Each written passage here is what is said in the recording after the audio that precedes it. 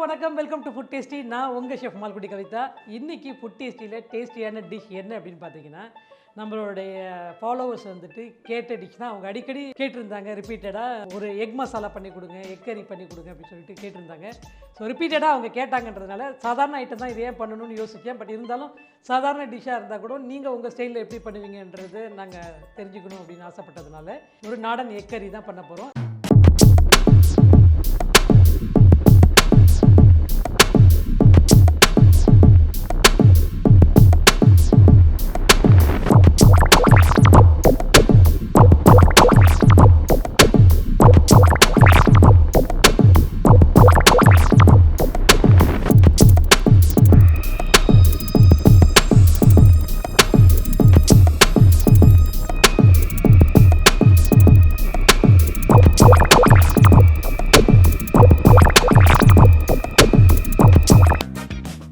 அடுப்பை பற்ற வச்சு பேனை வச்சுட்டோம். இந்த பேனில் வந்துட்டு கொஞ்சோண்டு கோகோனட் ஆயில் நம்ம வந்துட்டு யூஸ் பண்ணிக்கலாம்.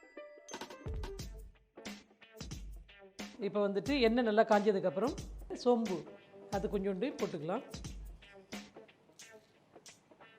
அதுக்கப்புறம் கொஞ்சோண்டு கறி லீஃப்,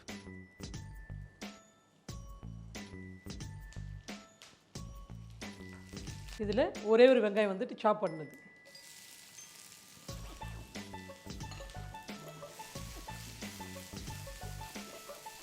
ஆனியன் நல்லா ரோஸ்ட் ஆகட்டும்.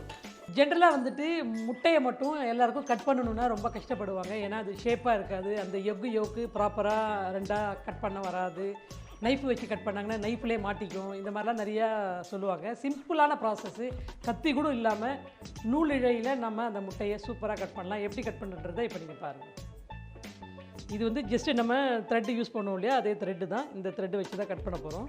நான் சும்மா ஒரு சப்போர்ட்டுக்காக இந்த வாட்டர் பாட்டிலில் அதை வச்சுருக்கிறேன். சிம்பிள், அப்படியே எடுங்க, அவ்வளோதான். இதே மாதிரி கட் பண்ணி எல்லாத்தையும் வச்சுக்கலாம். நைஃபே தேவையில்லை, எக்கு வெட்டின மாதிரியே இருக்காது, ஆனால் நம்ம எக்கு கட் பண்ணி வந்துருப்போம். இவ்வளோ தான், simple process. Okay, onion roast ஆகிடுச்சு. இப்போ நம்ம வந்துட்டு இஞ்சி பூண்டு பேஸ்ட்டு, ஒரு 1 டீஸ்பூன் வந்துட்டு ஜிஞ்சர் கார்லிக் பேஸ்ட். நீங்கள் ரெகுலராக நீங்கள் குக்கிங் ஆயிலில் பண்ணுறதுக்கும் இந்த கோகோனட் ஆயிலில் சமைக்கும்போது அந்த ட்ரெடிஷ்னல் ஃப்ளேவர் நல்லாயிருக்கும் உங்களுக்கு. இப்போது இதில் சாப் பண்ண டொமேட்டோ, ஒரு தக்காளி வந்துட்டு பெரிய தக்காளியாக கட் பண்ணி வச்சுருக்கிறோம், அது போட்டிருக்கோம்.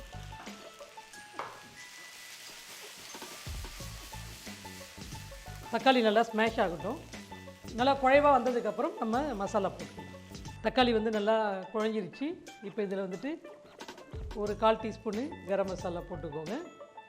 சில்லி பவுடர் காரத்துக்கு தகுந்த மாதிரி ஒரு டேபிள் ஸ்பூன், ஒரு 1/4 டீஸ்பூன் டர்மரிக் பவுடர், பின்ன 2 டீஸ்பூன் வந்துட்டு கொரியாண்டர் பவுடர், உப்பு வந்து தேவையான அளவு உப்பு. இதை ரோஸ்ட் பண்ணிவிட்டு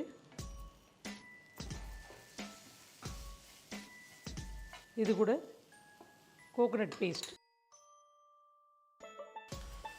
வெறும் கோகோனட் பேஸ்ட்டு போட்டால் போதும். ஸோ தட் கொஞ்சம் நைஸாக அரைச்ச தேங்காய் பால் திக்கு பால்னால் திக்காக ஊற்றுங்க, பேஸ்ட்டுனா இந்த மாதிரி நீங்கள் பண்ணிக்கிட்டிங்கன்னா கரெக்டாக இருக்கும். உங்களுக்கு கோகோனட் வேண்டாம் அப்படின்னீங்கன்னா நீங்கள் வெறும் டொமேட்டோ ஆனியனே இன்னும் கொஞ்சம் போட்டுட்டு இந்த மசாலா போட்டு தண்ணி ஊற்றிட்டிங்கன்னா அந்த கன்சிஸ்டன்சி வந்துடும் உங்களுக்கு. இது நம்ம நாடன் முட்டை கறின்றதுனால நான் கொஞ்சம் கோகோனட்டு பேஸ்ட்டு பால் மிக்ஸ் பண்ணுறேன். திக்காக வேணும்னா நீங்கள் திக்காக கொடுத்துடலாம். இல்லை உங்களுக்கு கறியாக வேணும், முட்டை கறி தின்னாக வேணும், இப்போ இடியாப்பம், ஆப்பம், பாயா இதுக்கெல்லாம் காம்பினேஷன் வேணும்னா நீங்கள் வந்துட்டு கொஞ்சம் தின்னாக இருந்துச்சுன்னா செமி கிரேவியாக இருந்தால் நல்லாயிருக்கும். இப்போ நான் வந்து திக் கிரேவியாக தான் கொடுக்குறேன். ஏற்கனவே நம்ம எக்கு வந்துட்டு எப்படி ஸ்லைஸ் பண்ணுறது அப்படின்றத பார்த்தீங்களே, அதே மாதிரி ஸ்லைஸ் பண்ணி வச்சுக்கோங்க. இப்போ வந்துட்டு நம்ம இந்த சில்லி பவுடர் வந்துட்டு ரெகுலராக யூஸ் பண்ணுற சில்லி பவுடர் நம்ம போட்டிருக்கோம், காரம் கம்மியாக இருக்கும். ஸோ தட் கொஞ்சோண்டு ஸ்பைசி வேணுங்கிறவங்க கொஞ்சோண்டு சில்லி வந்துட்டு மேலோட்டமாக கொஞ்சம் போட்டுக்கோங்க. எண்ணெயில் போட்டு ரோஸ்ட் பண்ணிங்கன்னா இன்னும் அதிகமாக காரம் எடுக்கிற மாதிரி இருக்கும். ஸோ மைல்டாக கொஞ்சோண்டு க்ரீன் சில்லி மட்டும் ஆட் பண்ணிக்கோங்க. உங்களுக்கு காரம் வேண்டாம்னா நீங்கள் இக்னோர் கூட பண்ணிடலாம், பிரச்சனை இல்லை. மசாலா ரெடி ஆகிடுச்சு. ஏற்கனவே நம்ம ஸ்லைஸ் பண்ணி வச்சுருக்கிற எக் இருக்குது, எக்கை இறக்கி அப்படியே ப்ரெசன்டேஷன் பண்ண வேண்டியதுதான். ரொம்பவே ஈஸியாக எக் கறி ப்ரிப்பேர் ஆகிடுச்சு. இப்போ ப்ரெசன்ட்